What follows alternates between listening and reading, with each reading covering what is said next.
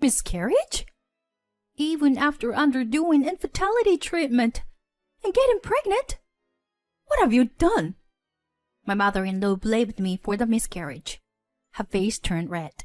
Her face turning red. It's probably because you didn't take care of your body. As if not being able to have a child wasn't hard enough. Now this. You really are useless. No, that's not true. The doctor said it can happen with a certain probability. Shut up. If you, as my daughter-in-law, can't even bear a child, then get out of here. After all the torment I've endured, and just having suffered a miscarriage, to treat me like this, I can't take it anymore. As I started to shed tears and attempt to protest, my husband defended me with an angry expression. Mom, what are you saying? There is no need for her to leave. Fine then. We'll cut ties. I'll cut ties with the daughter-in-law, who can't even bear grandchildren. My mother-in-law shouted those words at me and gave me a final menacing glare. She left the room. After that, I had no contact with my mother-in-law for 3 years, and we didn't meet. However, she suddenly appeared before me in a wheelchair. I became in need of care after being involved in a traffic accident. That's why you should take care of me. I looked down at her and said, Huh, didn't we cut ties with each other? My name's Ivy, and I am 33 years old this year. I have been working as a caregiver even before getting married, and after marriage, I continued to work at the same workplace. I recently got certified as a care manager, so my main job is to come up with care plans for my patients. My husband Dylan is an office worker about the same age as me, and we met through a friend. Dylan graduated from a top university and works for a large corporation. At first, I thought there was a mismatch between him and me, as I only have a high school education. But Dylan continued to express his love for me. We had a good relationship, and after 2 years of dating, Dylan proposed to me. Ivy, please marry me. Let's become a family. Thank you, Dylan. I'm truly happy. I was at the height of my happiness at this time. I never imagined what would happen next. After accepting the proposal, we went to Dylan's parents' house to make a marriage introduction. Dylan's father passed away when he was in high school due to an illness. Since he is an only child, his mother lives alone in their family home. Nice to meet you. I'm Ivy. Standing at the entrance of my in-laws' house, I greeted my mother-in-law nervously. You're Dylan's partner? My mother-in-law scrutinized me from head to toe. I want to marry her. Upon hearing Dylan's words, my mother-in-law smiled at him. Well, Dylan. We need to get to know this person first. My mother-in-law addressed me as I nervously sat on the couch. Oh, your name is Ivy, right? Which university did you graduate from? Well, I'm sorry. I didn't attend a university. I graduated from a local vocational school. Well, my mother-in-law visibly frowned her brow and covered her mouth. Not even attending university nowadays. Were you raised in a very poor family? Uh-huh. Mom, what are you saying? Well, isn't it? Or it is because your grades weren't good enough to attend university? My mother-in-law questioned me with a frowned brow. I responded as best I could. My mother worked in caregiving. She always said it was a challenging but rewarding job. I grew up watching her in that role, so I wanted to walk the same path. Ivy works really hard at her job and has an ambition. I think that's wonderful about her, too. As Dylan supported me, my mother-in-law's expression became even more unpleasant. Caregiving? Did you say you were currently working in caregiving? Does that involve changing old people's diapers? Yes. I assist patients with their daily lives. That's not some smelly, dirty, low-level job. Huh? Even though caregiving is a job that anyone can do, it's not spoken of as something amazing. I could do nothing but be dumbfounded by my mother-in-law, who completely looked down on me. He continued to speak.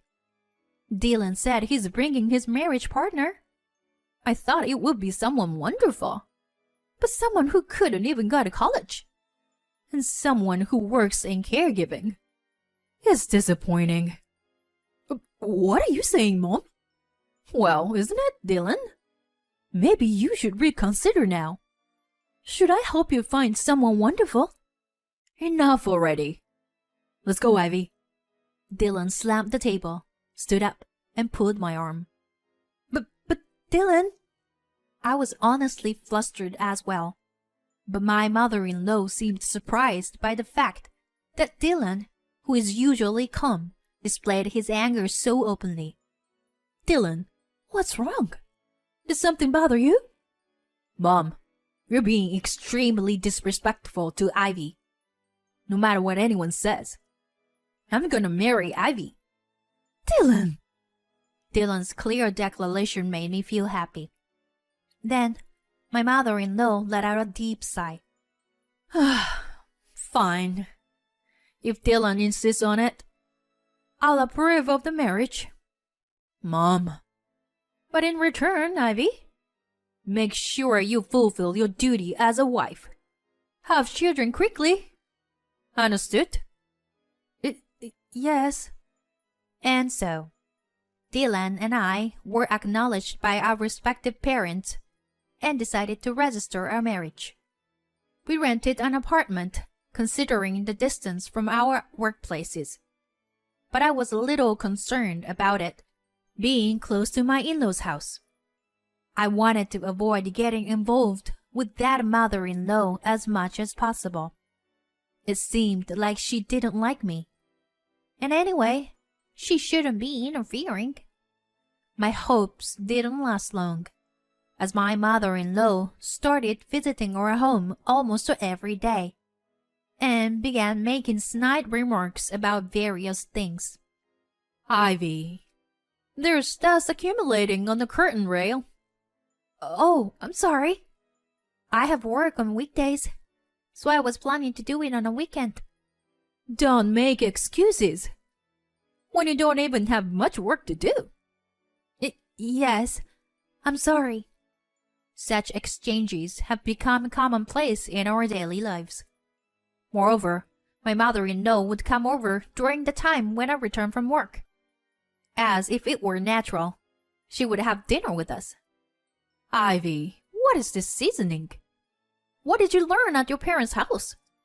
Mom, don't say things like that. It tastes perfectly fine. No, Dylan. It's not good because you spoil her. I'll be strict. You see. Yes, I'm sorry. After my mother-in-law left, Dylan apologized to me. Ivy, I'm sorry about my mom. It must be suffocating, right?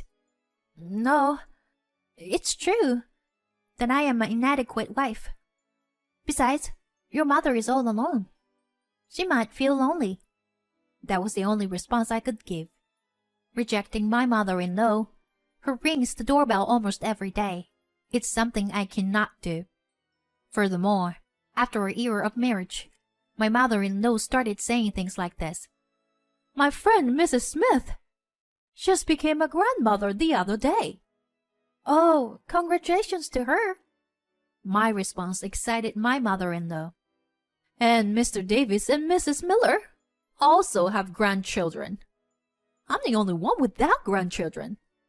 Well, you two are already in your 30s, right? Yet, you still haven't had children. We have our own pace.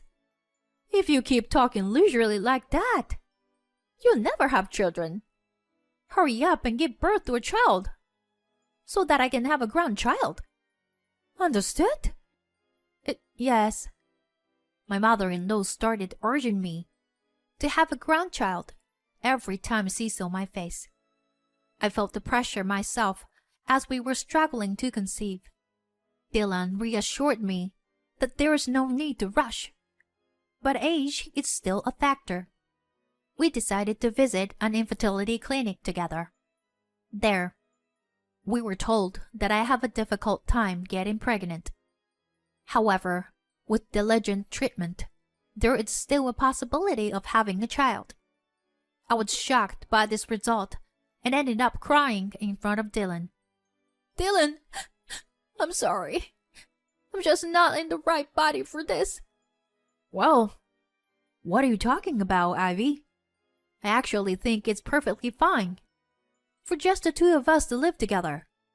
No, I still want to have a baby with you, Dylan. I'll undergo fertility treatment. I see. I understand. But let's not push ourselves too hard. And so, our journey of fertility treatment began. I regularly visited the hospital, enduring painful tests and treatment. I took medication and received injections, but I wasn't getting pregnant. Even after 2 years of marriage, the situation remained unchanged, and I continued to be attacked by my mother-in-law. My stress gradually accumulated. We decided to move from conventional infertility treatments to advanced ones. Specifically, we decided to invest around $3,000 for IVF. It required not only a financial burden, but also a significant physical toll. However, I was exhausted from my mother-in-law's relentless "give me a grandchild" attacks, and I couldn't give up on having a child myself. The first IVF attempt didn't succeed, but on the second try, I finally became pregnant.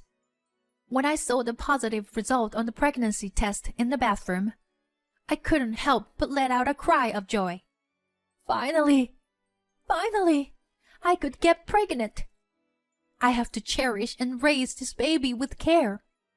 As I discarded the pregnancy test in the bathroom trash and washed my hands outside, the doorbell rang. Ivy, please open the door. Once again, it's my mother-in-law. I reluctantly let her into the house as usual. Since the positive result just appeared, and I haven't confirmed it at the hospital, it's better not to tell her yet. Just as I decide to keep it a secret from my mother-in-law, Ivy, are you pregnant? She asked me like that. Huh? But look, I found this in the bathroom. In her hand was the pregnancy test that I had just thrown away. Did she actually rampage through the toilet trash? To stoop that low? As I was in shock, my mother-in-law blurted out these words. I always thought you were useless, unable to get pregnant. But now you finally did it. Now I can have a grandchild too. Oh, how wonderful. Just as I was speechless, Dylan returned home. I'm back. Oh, Dylan, that's wonderful. It seems Ivy is finally pregnant. What? Ivy? Is it true? Yes. I just got a positive result on the pregnancy test. But it's still early. Really? I'm so happy. Faced with Dylan's joy, I couldn't say anything at that moment. That night, I decided to talk to Dylan. Hey, Dylan. Getting a positive result on the test doesn't guarantee a successful pregnancy in the early stages. There is a high possibility of miscarriage. Is that so? Yeah. That's why I thought it would be best to keep it a secret from your mother for now. But then she found the test in the toilet. Mom is looking forward to her grandchildren. I'm sure she'll adore them. Yeah. I went to bed with anxiety weighing on me. The next day, I went to the OBGYN clinic, and it was confirmed that I was pregnant. However, 2 weeks later, I received this news. We couldn't detect the baby's heartbeat. In other words, I had a miscarriage in the early stages of pregnancy. After the surgery, when I returned home, I broke down in tears. Dylan had a solemn expression on his face and gently struck my back. "Ivy, for now, take your time to rest. Gather yourself before moving forward." "Dylan, I'm sorry. Truly sorry." At that moment, the doorbell rang. Unfortunate timing. It was the time when my mother-in-law would usually visit. "Let's ask her to leave today." I stopped Dylan from doing so. "I need to explain the situation to your mom." As my mother-in-law entered the house, she was startled by the sight of my tear-stained face. "Why are you crying? Could it be—" "Yes, I had a miscarriage." There was a brief moment of silence after I uttered those words. Just as Dylan was about to say something, my mother-in-law spoke up. "Miscarriage? After undergoing fertility treatment and finally getting pregnant? You had a miscarriage? What did you do to cause this?" "Huh?" Her face turned bright red as she approached me. "It's probably because you didn't take care of yourself properly. As if it wasn't enough that you couldn't have children. Now this has happened. You really are a useless daughter-in-law." That's not true. Miscarriages can happen with a certain probability, as the doctors have explained." "Shut up! If you can't even give birth to a child as a daughter-in-law, then get out of here." After enduring her constant bullying and now facing a recent miscarriage, I couldn't take it anymore. As I tried to protest through my tears, Dylan stepped in to protect me, with an expression of anger. "What are you saying, Mom? Ivy doesn't need to leave." "Fine. Then let's cut ties. I'm cutting ties with a daughter-in-law who won't bear me grandchildren." She shouted those words, glaring at me one last time, before storming out of the room. Then my mother-in-law really stopped coming to our house. My husband Dylan was also quite angry with my mother-in-law's words and actions, to the point that he didn't even try to contact her. I couldn't forgive what she said, but to be honest, I felt relieved that we no longer had to interact with her. The emotional wounds from the miscarriage didn't heal easily. However, I was gradually trying to move forward and overcome it. 3 years passed by during that time. Just when I had almost forgotten my mother-in-law's face, she suddenly appeared at our house. And what's more, she was in a wheelchair. "Oh, Ivy, it's been a while, hasn't it?" What happened to you?" "Never mind that. Can you let me into the house?" I struggled a bit, but I let her into the house. It seems that my mother-in-law's right hand and right leg don't move properly. "You see, I was involved in a traffic accident. I was hospitalized because of it, but I have residual effects. And now I need care." My mother-in-law started talking non-stop, without considering my feelings or opinions. "So, you should take care of me. Bathing and going out are difficult for me, you know?" "Huh?" I couldn't help but raise my voice. Seeing my reaction, my mother-in-law continued her tirade. "Since you are a daughter-in-law, it's only natural for you to take care of your mother-in-law. You're working in caregiving, aren't you? And yet, as a wife who can't even have children, I'm asking you to take on a role." "Regarding that, we did cut ties, right?" "Yes, but I'm saying I'm willing to reconsider." "It's fine. Please take your leave." "What? What's that supposed to mean? Are you abandoning me?" My mother-in-law seemed genuinely surprised, while I looked down at her with a cold stare. While I was being constantly bullied and hurt after experiencing a miscarriage. It was you who told me to get out, useless. Right? Why should I be the one to take care of someone like you? Are you going to abandon your relatives who need nursing care? You are a devil's wife, aren't you? I'm fine with being the devil's wife. Please leave me alone. I pushed my mother-in-law's wheelchair towards the entrance, and she started screaming. At that moment, the front door was open from the outside. Ivy, I'm home. Huh? Mom? Dylan? Huh? Who is that child? My mother-in-law froze as she saw Dylan holding the child in his arms. Who? This is our daughter, Emma. Dylan took her to the park. I held our daughter firmly in my arms as I received her from Dylan. What? A child? I didn't hear about this. Upon hearing that, my mother-in-law's eyes widened. Yes, after cutting ties with my mother-in-law, the stress seemed to disappear.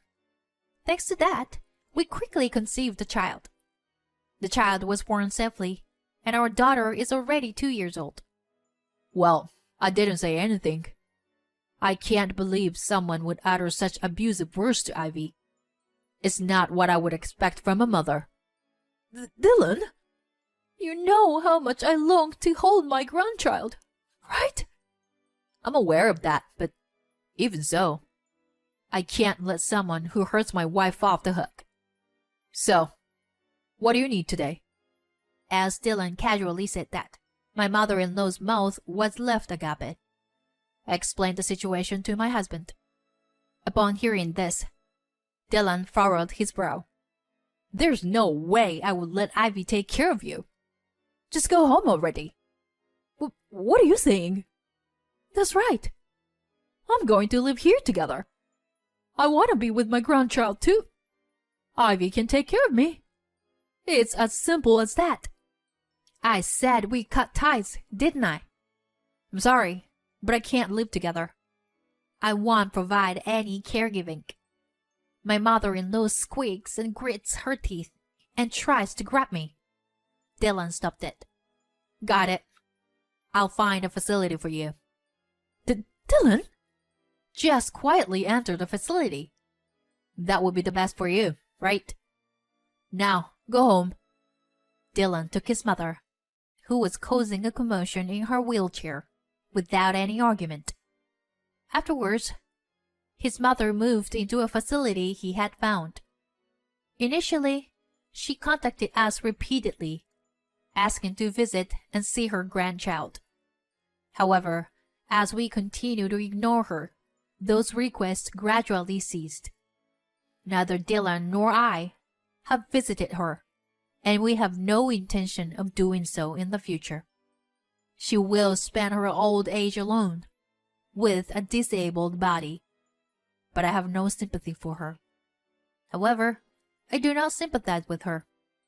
With her personality, she will find a way to persist stubbornly anywhere she goes. She may not be liked by those around her, but on the other hand, our family of 3 enjoys a peaceful and happy life. Recently, I discovered that I am pregnant with our second child. It seems that this time it will be a boy. I intend to prioritize our family's happiness and cherish our lives moving forward.